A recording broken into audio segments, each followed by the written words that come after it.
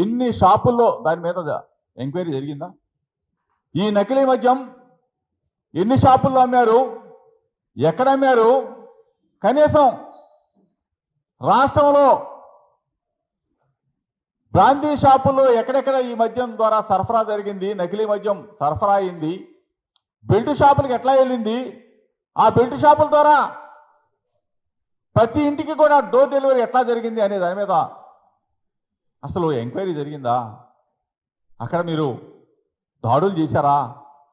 అసలు ఇవేమి పట్టనట్టు ఎప్పుడో సుమారుగా 16 రోజులు అవుతా ఉంది రాష్ట్రంలో డిపార్ట్మెంట్లన్నీ కూడా పక్కన పెట్టేసి దీన్ని తీసుకెళ్ళి బురదల్లే క్రమంలో డైవర్షన్ పాలిటిక్స్తో చంద్రబాబు నాయుడు ప్రభుత్వం చేస్తున్న దుర్మార్గాలని రాష్ట్ర ప్రజలు గమనించట్లేదని చెప్పి అడుగుతా ఉన్నా. ఈరోజు ఒక చైన్ లాగా, ఒక చైన్ స్నాకింగ్ లాగా, ఇట్లా చైన్ వ్యవస్థ లాగా ఈ విధంగా నకిలీ మద్యం సరఫరా జరుగుతూ ఉంటే ప్రభుత్వానికి బాధ్యత ఉందా లేదా చంద్రబాబు నాయుడు గారిని ప్రశ్నిస్తా ఉన్నాం. ఈరోజు మీ ద్వారా నేను అడుగుతా ఉన్నాం. అద్దేపల్లి జనార్దన్ అతను వచ్చాడా, మీరు రప్పించారా?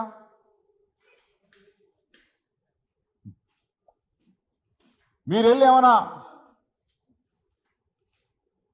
రెడ్ కార్నర్ నోటీస్ ఇచ్చారా? మీరు వెళ్ళి ఏమన్నా ముంబై ఎయిర్పోర్ట్లో పట్టుకున్నారా?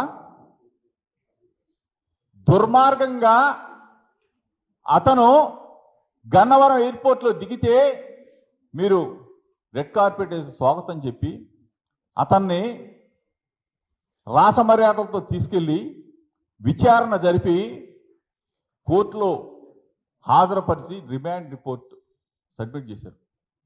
ఏ రోజైనా సరే, ఎప్పుడైనా సరే రిమాండ్ రిపోర్ట్లో వైఎస్ఆర్ కాంగ్రెస్ పార్టీ కానీ, మా పేరు కానీ, లేకపోతే మా లీడర్స్ పేరు కానీ ఎక్కడన్నా కానీ ఆ రిమాండ్ రిపోర్ట్లో కానీ అతన్ని జైల్లో అంటే అతన్ని కోర్టులో హాజరుపరిచినప్పుడు జడ్జి గారి ముందు కానీ చెప్పిన దాఖలాలు ఉన్నాయా? ఇవన్నీ కూడా ప్రీ ప్లాన్డ్గా పరస్పర సహకారంతో మీరు వాళ్ళు చేసుకున్నారే. ఈరోజు నిజంగా చంద్రబాబు నాయుడు గారిని నేను అడుగుతా ఉన్నా, ఎందుకు ఇంత డైవర్షన్ పాలిటిక్స్తో ప్రభుత్వం ఏదైనా ప్రతిపక్షంగా అక్కడ ఇబ్రహీంపట్నంలో ఇట్లా జరుగుతూ ఉంటే మీడియా మిత్రులు చెప్తే అక్కడికి వెళ్ళి దాన్ని బాహ్య ప్రపంచానికి అందరికి కూడా చూపించి ఈ విధంగా జరుగుతూ ఉంది, ఈ విధంగా జరుగుతుంది, దీని మీద యాక్షన్ తీసుకోండి అని చెప్పేసి ప్రధాన ప్రతిపక్షంగా మేము డిమాండ్ చేస్తే దాన్ని మీరు ఇమీడియట్గా ఒక ప్రభుత్వ అధినేత ఏం చేయాలా? ఇది ఎక్కడ జరుగుతూ ఉంది, ఏ ఊళ్ళో జరుగుతూ ఉంది, ఇంత వ్యవస్థని ఏ విధంగా 16 నెలలుగా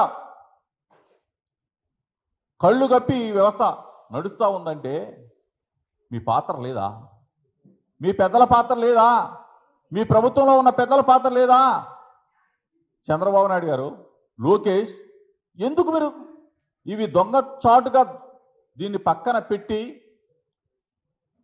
ఈ అద్దేపల్లి జనార్దన్, జయచంద్రారెడ్డి ఇద్దరు స్నేహితులు అని చెప్పారు కదా, ఇద్దరు కలిసి వ్యాపారం అని చెప్పారు కదా, జయచంద్రారెడ్డికి ఇంతవరకు కనీసం నోటీసులు ఇవ్వాల, అతను పిలిపించలా, అతను అరెస్ట్ చేయలా, అతను పిఐని అరెస్ట్ చేయలా, అతను బామ్మర్దిని అరెస్ట్ చేయలా.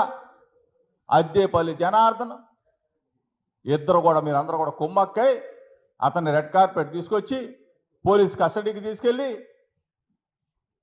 జడ్జి గారి ముందు పెట్టి తర్వాత అసలు అతను ఒక చాటింగు, ఫోన్ ఏమో ముంబైలో పోయిందంటాడు,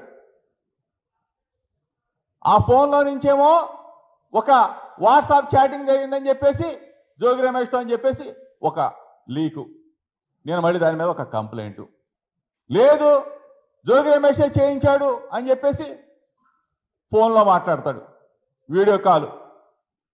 బాంబేలోనేమో ఫోన్ పోవటం ఏంటి, ఇక్కడేమో కోర్టులో కానీ కనీసం ఎక్కడా కూడా రిమాండ్ రిపోర్ట్లోనేమో నా పేరు ఎక్కడా కూడా ఉచ్చారణ కూడా లేదు. ఈ పరిస్థితిలో ఎక్కడి నుంచి ఆ వీడియో లీక్ జరిగింది? సిట్ అధికారులా, పోలీస్ అధికారులా, ఎక్సైజ్ అధికారులా, ఎవరు చేశారో తెలీదు. ఈ వీడియో లేదు వాట్సాప్ చాట్ ఎవరు చేశారో తెలీదు. దీన్ని విస్తుపోయే నిజాలు బయటకు వస్తాయని చెప్పేసేమో చంద్రబాబు నాయుడు చెప్పడం, దీని వెనక పెద్దల పాత్ర ఉందని చెప్పేసి లేకపోతే ఇంకోటి అని చెప్పేసి ఆ మంత్రి చెప్పడం. విస్తుపోయే నిజాలంటే ఏంటి?